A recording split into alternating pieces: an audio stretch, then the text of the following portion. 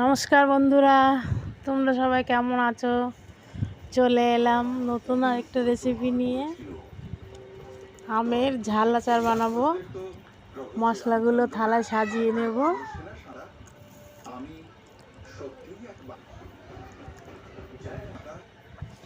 এই ঝাল আচারের মশলাটাই মেন।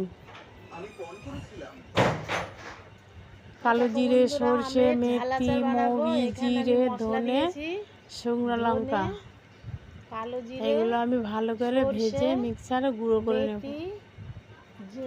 মৌরি, জিরে, শুকনো লঙ্কা, এগুলো সব ভালো করে ভেজে মিক্সারে গুঁড়ো করে মশলাটা বানিয়ে নেব।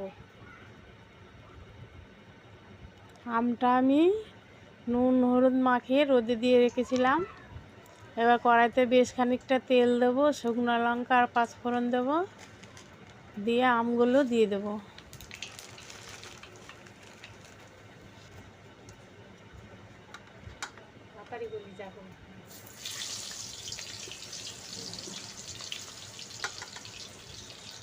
আমগুলো একটু নেড়ে চেড়ে বেশ খানিকটা নুন দেবো।